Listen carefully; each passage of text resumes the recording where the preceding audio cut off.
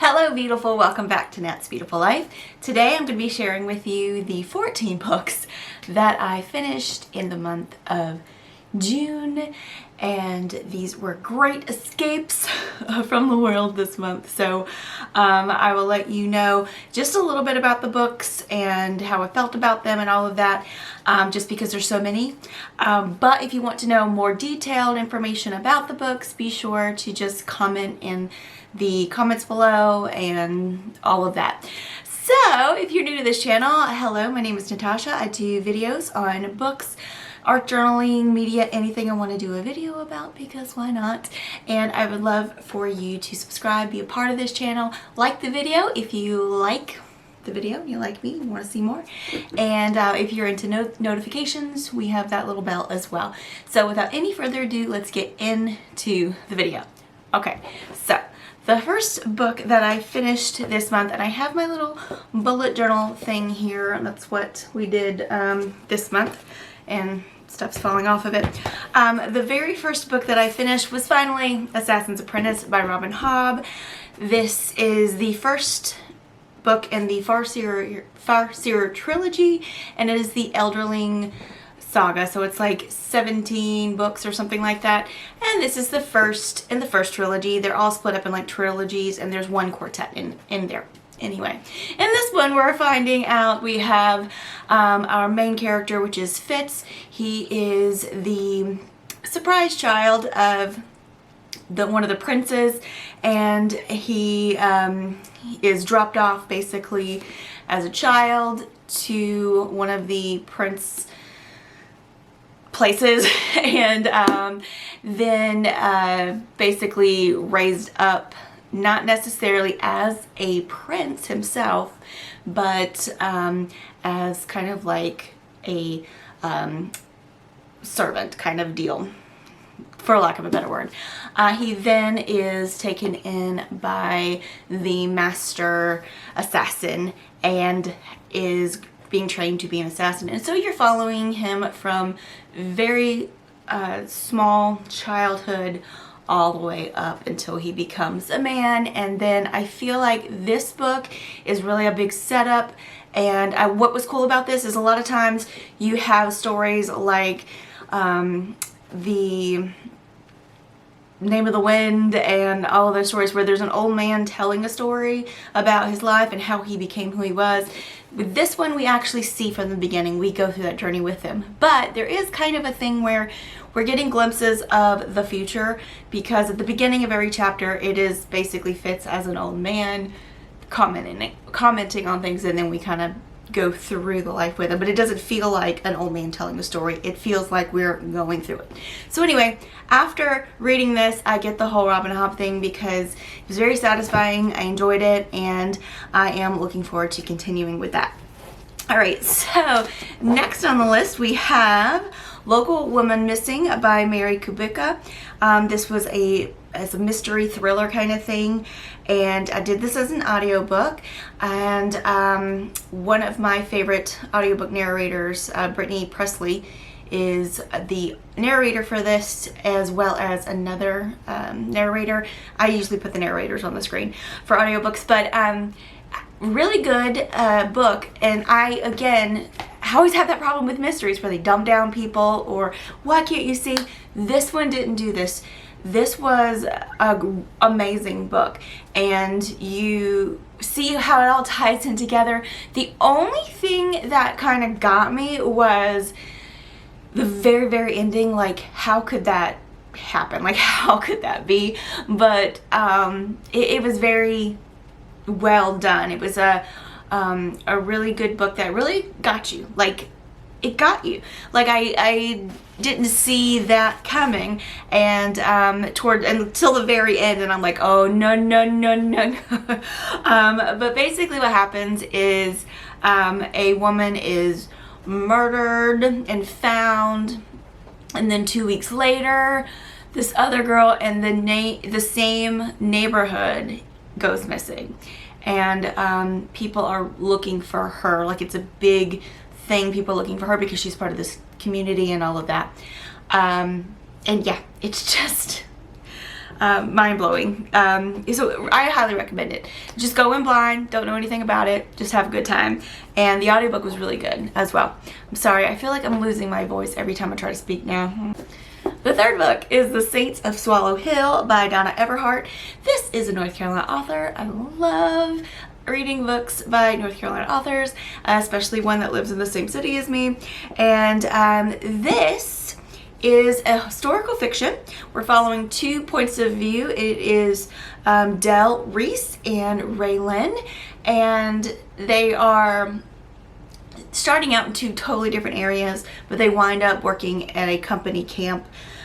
So back in the Great Depression especially, there were these company camps where, like, let's say this was a particular turpentine type company that you worked in the trees getting the turpentine and stuff during the day, and then when you went home, your everything, your cabins, your everything you used, it was all owned by the company, and you were working to earn it, like, or not earn it, but to pay for it. And then the store that was there would accept like your work time as payment and things like that.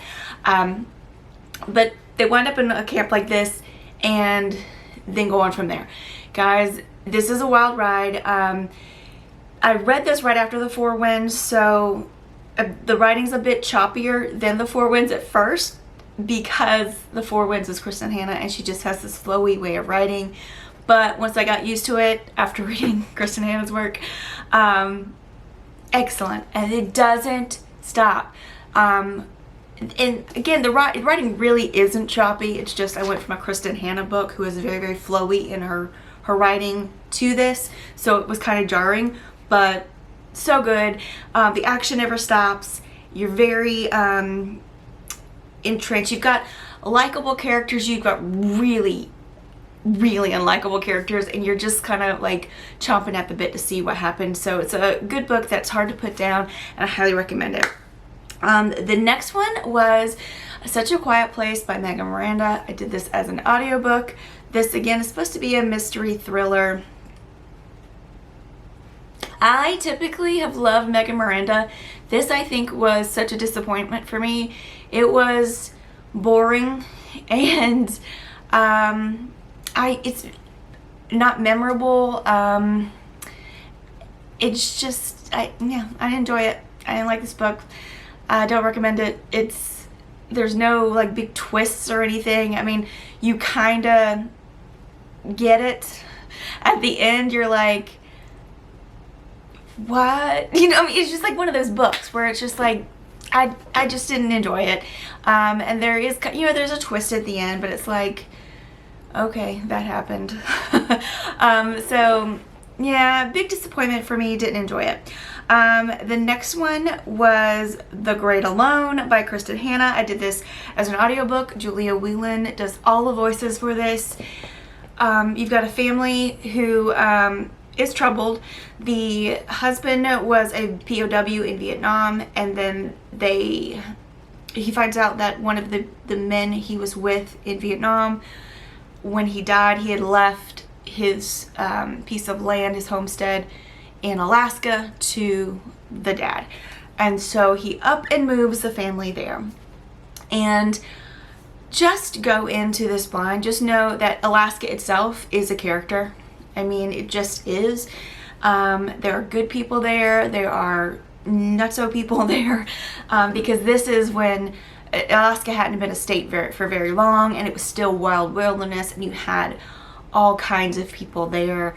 And when they moved to Alaska, they were so unprepared because there was no electricity, no running water or anything like that where they were moving. And they moved from Seattle, and this is the 70s, I believe. So imagine being in 70s Seattle and, you know, having the conveniences of life and then moving to the wilderness of Alaska and being so unprepared for so many things. But also, like I said, there are good people who show up and help out. But there's some family drama, which isn't always my favorite thing in a book, but it worked. Yeah, there was some things, there's certain parts of the book where you're like, Kristen Hanna, why would you do that? Why would you do that? Yeah, it's an incredible book. I really I did enjoy the read of the book. It was very entertaining, and also just like I found myself just being like immersed in it. So highly recommend that one. The next one is People We Meet on Vacation by Emily Henry. I actually did the book of this one. This is the book club book of the month for June, and we read Beach Read by her last year in book club, and that wasn't so bad. Again, I'm not a romance reader, so I'm not really the person to be like, is this a good romance or a bad romance? It's a light on the romance as far as like there's no smut in the book, so that's good. I don't like smut in my books, but this one was not as strong as Beach Read. I do have book lovers on hold at the library because I think instead of doing like the whole book chat with just People We Meet on Vacation for the book club video that I do every month, I think I'm gonna kind of do a comparison type video with those 3 main books of Emily Henry's that are her adult romances. She does write other things. She's written YA, and she has quite a few books in YA genres, and she even has some sci-fi and things like that that people don't know about, but I just kind of want to compare them because Beach Read, like I said, it wasn't bad. Like, it was good. I actually enjoyed reading that one. It was a good time, but People We Meet on Vacation. So it's basically, all right, we got 2 friends that meet in college. They become best friends, male and female, and they go on vacations every year. And for like 10 years they do this. Something happens on one of them, and they don't speak for 2 years, and she convinces him to go back on vacation with her, and zany things ensue. But it's the main character, Poppy, who's our female character. She's kind of annoying, and it's not her personality, it's her just the way she overthinks and underthinks. I don't know how to explain that. Like, in a Hallmark movie, there's always that misunderstanding, and then they have to get back together. This is like a 12-year misunderstanding, and I did not enjoy this book. I was glad when it was done. The male character is pretty interesting, but again, it's like if they would have just communicated like truthfully from the beginning, none of this would have happened. All right, the next one was The Southern Book Club's Guide to Slaying Vampires by Grady Hendrix. I did the audiobook. It's narrated by Bonnie Turpin. She did all the voices. They were amazing. She is top tier, high level narrator for me. Ryan read the book, and my friend Lauren did the audiobook. And she's like, you have to do the audiobook, and he's like, you just have to read it, consume it somehow. So I did the audiobook, and I loved it. I have read a Grady Hendrix book in January, and it was actually the July book club book. I read it in January, and I really enjoyed it, and so Ryan did too. He went through it pretty quickly, and Ryan's one who can take a while to read a book, so when he reads a book really quickly, then I know it's worth it. So he had just loved this book so much, and he just wanted me to read it so we could talk about it. So again, I devoured this book. I listened to it at work. I listened to it in the car. I listened to it at home. I sat on my front porch and was listening to it. This book is so good. It's funny, and just, I can't even describe it. So what it is we have, I believe in the 90s, a group of women in a neighborhood who have a book club, and they read true crime novels. And then one of the ladies sees one of the neighbors do something weird, and she says something, and then no one believes her because those true crime novels have gotten in all the women's heads, and the men are like, okay, ladies, we need to stop talking about it. And then we move on. And then other things start happening. And basically, they've got a vampire or some sort of something in their midst, and it's just, I don't want to give anything away, but that's got to be, just based on the title alone, that's got to be the basics. The voices in this were spot on. It's so good.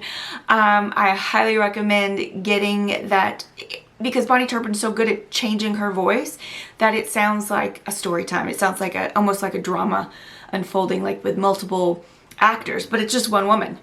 It's just mind-blowing. But this book is so good, and it will make you angry, but it will also make you laugh because the characters are just funny and good. And there are some characters you just want to throttle the whole time, but it's a good time. I really enjoyed the book, and I feel like that having the narrator be so awesome was just like top, cherry on top. All right, moving on. Not a Happy Family by Sherry Lapina. This one I did as audiobook as well. It was okay. Like, I enjoyed the book. There is a twist. I don't know how I feel about this. It was just middle of the road, kind of a mystery for me. But I wouldn't say, like, don't read it or go out and read it. Like, it's a good book if you're looking for a family drama mystery type thing where things are happening and you've got, it's interesting enough and it was entertaining enough and it didn't get boring. That's, it just kept moving, and you're trying to figure out, because some things are unfolding as, the mystery goes on, and you're like, what exactly is happening here or has happened. And sorry, my dogs were barking. All right. But as the mystery unfolds and everything, you are learning some really kind of messed up stuff. So I did actually enjoy this book, but it was, like I said, nothing huge, like no big feelings either way on this one. All right, so the next book was Rock, Paper, Scissors by Alice Feeney. I did the audiobook for this, and I really can't tell you anything about it. What you've probably heard is there's a wife who writes all these letters on her anniversary for 10 years, and her husband go to a secluded cabin in Scotland to see if they can save their marriage, and she's planning to give him all of the letters to see if their marriage can last. That's not the book. That's not exactly what happens, and I don't want to tell you too much about what happens because it would give the whole thing away, but basically you do have two people who go to a very secluded, it's an old church that used to be a church, but it is made into a home, and they go there for their anniversary trip or what have you, and they are having marital issues, but then some other strange things start happening around the place they are, and it is extremely secluded. And there's no like cell service or anything like that. There's a winter storm coming in, all of these things. And then again, like I said, some trippy things start happening. So just go into it blind. If you like kind of a psychological thriller, mystery type thing, then you will like this. I give it a 3. I liked it. I wasn't like super blown away, but it was different, definitely different. And if you're looking for something a little different with a little bit of mystery, a little bit of a thrill, a little bit of what is going on, what really happened here, and all of this stuff, then you will really enjoy this book. So there is a reason for the hype. It is a good time. All right. The next one, oh my word, They Never Learn by Lane Fargo. This is a mystery thriller. I did the audiobook. Great audiobook narration by both of the narrators. So this book, you have two people speaking, and you have a younger girl in college, and then you have a professor, and right away you know she is a serial killer. She kills bad men. So anyone who's been accused and they know that they have raped somebody or beating their wife or their girlfriend and nothing can be done, those type of things, she'll kill them, and she will make a sport out of it, kind of. She makes a hunt out of it, and she has no sympathy and no sorrow for these things. That's just what she does, and it's chilling at times to hear her speak. Then you've got this other like college student, and kind of her, she growing into who she is. It's her first time away from home. She's a freshman in college, and her relationship between her roommate and her friend, and all of these things happening. And it's very interesting. The roommate gets assaulted and then kind of just acts like nothing ever happened, and she's like, you've got to do something. And of course the college is like, well, were you drinking, what were you wearing, that kind of thing. And so then the roommate is like, it must have been my fault, kind of one of those things. But there's just so much happening on both sides.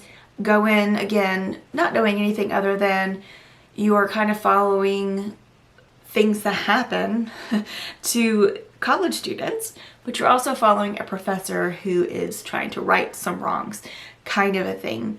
It is chilling and jarring, and you're just like, yeah.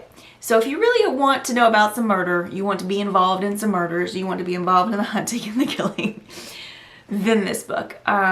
This book was so good, actually. There are some things that are, it's definitely rated R, but it is, there's some good things in this book as far as like the structure, how it works, the characters. Sometimes you're rooting for the serial killer, and sometimes you're like, what are you doing? Like those kinds of things. So, this is another one. Go into kind of blind. You're going to be following, two different people, and, all of that. So they do come together at the end, so you'll see how that works together. I don't know what this is, but I really did enjoy that book. So if you're into, hardcore ladies getting revenge, then you will like this one. The next book I had was Sea of Tranquility by Emily St. John Mandel, the audiobook as well. This one, not super my favorite of her works, even though I typically do love her work. When this got to the end and it all kind of worked together, then I think I appreciated it more than during the happening. So let me explain what happens. You've got a man. I can't even explain it to you because it will ruin the beginning. I can't tell you what happens. Just know you're going through different times. You're starting out in the 1920s. You're going to wind up in another time. You're going to wind up in the 90s. So you're actually going to, if you've done the previous book, which was The Glass Hotel, then I'm going to cut out a big chunk of me just sitting there going, what was the name of that? The Glass Hotel. Then you will revisit some of those characters again because you'll kind of be there. And then you'll also be in two future areas. You'll be like the woman who lives in the moon colony being here on Earth. And then you'll also be even further in the future when all of those things have changed. So you're going to be zipping through some timelines in a very short amount of time. The audiobook is only about 6 hours long, but it is enjoyable, and like I said, when you all see it come together and it all makes sense, then you appreciate it even more. So I do recommend this book, but don't go into it thinking you're getting another like the other two books. This is definitely its own thing, and it was a good time. The next book I also did an audiobook, but I own the book. It's Anxious People by Frederick Bachman. This book is a book about idiots, let's face it. And it even kind of makes fun of itself towards the end when it just talks about how everybody in this book is an idiot. But it's a heartwarming bunch of idiots, so to speak. So you do have this one bank robber who goes to rob a bank, and for good reasons, and fails. So they wind up trying to get away from the police and everyone by running across the street into an apartment building. And in the apartment building there is an open house where people are looking at the apartment, and they wind up there with all of those people. Towards the end, and basically you're hearing the people tell the police what happened, like what went on during the hostage situation, and you're also kind of like living through some of it as you through the different characters. Anyway, So when the hostages are released, all the people walk out. There is someone you're gonna notice. You're gonna notice them missing from some of the stories, but then that's gonna make sense as well. So yeah, I can't tell you again too much about this book because I don't want to ruin it for you. This was not my favorite of Frederick Bachman's book. It is narrated by Maren Ireland, who's the same person who does Beartown and Us Against You, but it sounded like a completely different person. But yeah, I did enjoy the book. The second part of the book, like once you get into the things that are happening and you start delving deeper into the minds of the people and understand why they're acting like a bunch of idiots, then it makes you enjoy them and it more. There's some funny things that happen in the book, and then there's some ways that things are connected and some ways that things become connected. Let's just put it that way. I don't know how else to describe it, but this is a different kind of book, but I find that Frederick Bachman does have a way of writing an ensemble cast of different characters that somehow work. So if you've ever read, like, My Grandmother Told Me to Tell You She's Sorry, like that one, and even Beartown, you've got some different personalities and different things going on, even though it's on a different level. It just works. So, like again, this one I gave it a 3 because not my favorite of his works, but it is good. And I did find myself many times actually laughing out loud, chuckling, you know, just having to like pause it so I could laugh. So there's some really good one-liners and zingers in there as well. So I do recommend it. It's a good time. It's funny. All right, I'm running out of steam here, but we're almost running out of books, so we're good. Probably the one that's one of my favorites of the month, Violeta by Isabel Allende. I've already got another Allende book on my shelf from the library because I enjoyed this so much. This was a great escape for me, and this was just a great book. So basically, you've got your main character, and she's writing her memoir to someone. I don't want to give it away, but she's writing her memoir to Camilo, and she names him right away. And then you find out who he is towards the end of the book. So many things in this book. So many things, so many feelings, so many good characters, so many gray characters, and so many just bad characters, but mostly really good characters that you root for and you just love, and you know there's goodness in this book. So she's basically telling her life story, but also kind of the story of her family, and there's some found family in here, which is my favorite, and it goes through a lot of the timeline of Chile and the different types of governments they've had during her lifetime and things like that. I really loved this. So I can't recommend this enough. It's a good time. It's one of the most beautiful covers I've ever seen. I love it so much. So that was so worth having and reading, and I know I've had it on my shelf since it came out, and for some reason I hadn't picked it up. It was just like it picked it up at just the right time to read. So good times. All right, the last book, Horrorstor by Grady Hendrix. This one, I did the audiobook. It's a very short audiobook. And basically you're in a store that's sort of like an IKEA, and weird things happen at night when it's closed, and when they come in the morning, they just see evidence of strange things. So the floor manager kind of recruits these people to stay overnight with him and see what happens between the hours of 10 p.m. and 2 a.m. or something like that, or whenever it opens again, to see who's breaking in, who's doing these things, and turns out it's a little haunted. And again, I have loved the things that I've read by Grady Hendrix so far. This was just okay. It wasn't like super great, but I do recommend the audiobook because there's some like announcements and things that happen as if you were in this like IKEA type store. And they're also, some of them are pretty funny towards the end because they start switching around. But it was a good book. It was interesting. Again, not super scary, but there's just some haunting things in there. It's just a story about a haunted store.